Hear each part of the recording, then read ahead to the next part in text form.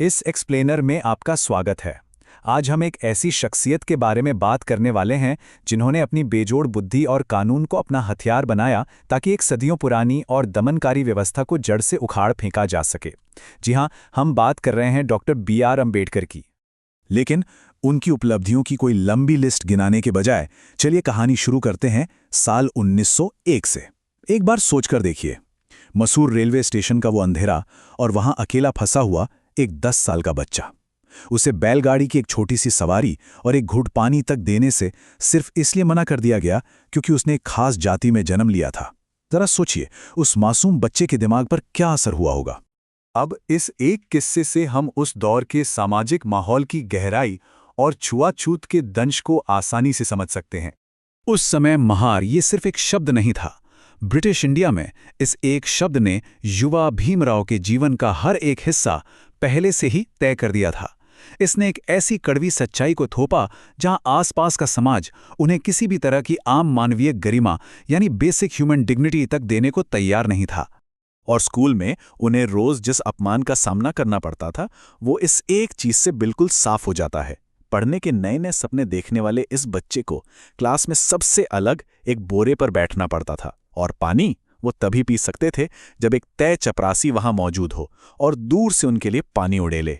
चपरासी नहीं तो पानी नहीं, ये कोई कहावत नहीं थी, ये उनकी रोजमर्रा की जिंदगी थी।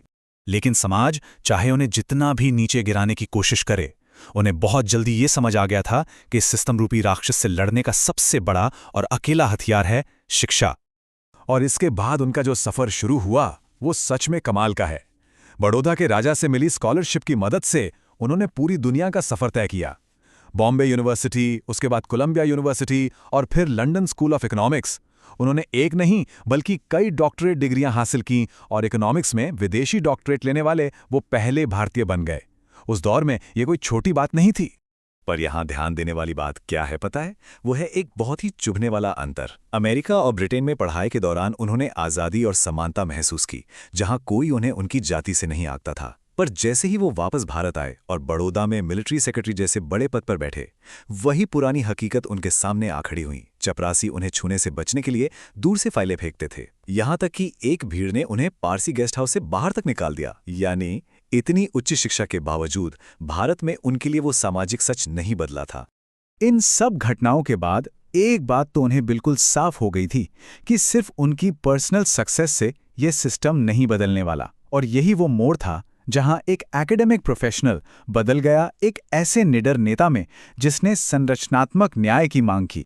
साल 1931 मुंबई में एक बहुत ही तनावपूर्ण बैठक चल रही थी। महात्मा गांधी के सामने उन्होंने अपना दर्द कुछ इन शब्दों में बयां किया: मेरी कोई मातृभूमि नहीं है, कोई भी आत्मसम्मान वाला दलित इस देश पर गर्व नहीं करेगा। ये बात सीधे दिल पर लगती है। तो ये कोट दरअसल उन दोनों नेताओं के बीच उस गहरे वैचारिक टकराव को दिखाता है कि आखिर सामाजिक सुधार लाने का सबसे बेहतर तरीका क्या हो सकता है। तो इस पॉइंट पर सबसे जरूरी है इस ऐतिहासिक समझौते यानी पूना पैक्ट को समझना।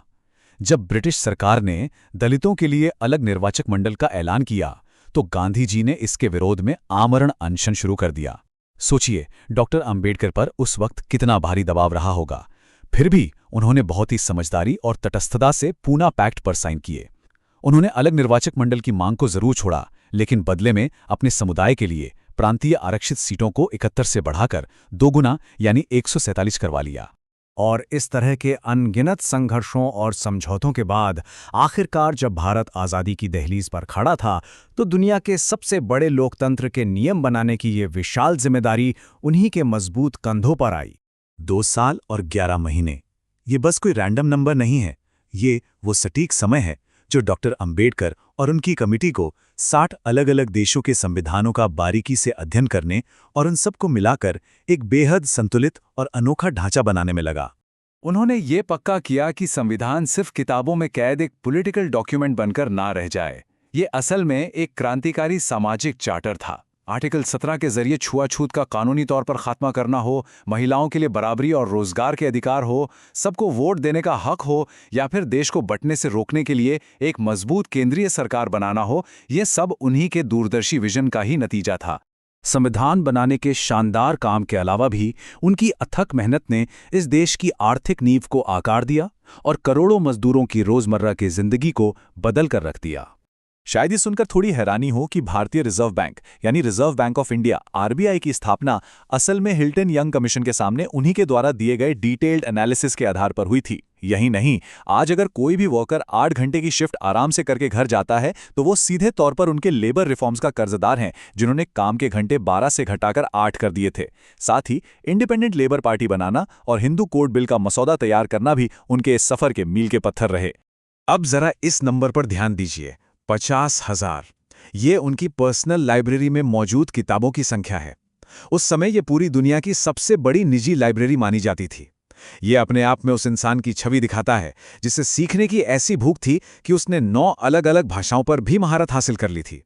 इस एक्सप्लेनर को खत्म करते हुए चलिए एक सवाल पर जरा गौर करते हैं। 7 दशक से भी ज्यादा पहले लिखा गया एक दस्तावेज आज भी हम आम नागरिकों के अधिकारों की सबसे बड़ी ढाल कैसे बना हुआ है? डॉक्टर अंबेडकर की ये अमर विरासत हमें सच में ये सोचने पे मजबूर करती है कि कैसे आज भी हमारे आसपास मौजूद असमानता रूपी राक्षसों को हराने के लिए शिक्षा और कानून का बेहतरीन इस्तेमाल किया जा सकता है। हमारे साथ इस एक्सप्लेनर में जुड़ने के लिए आपका बहुत बहुत शुक्रिया।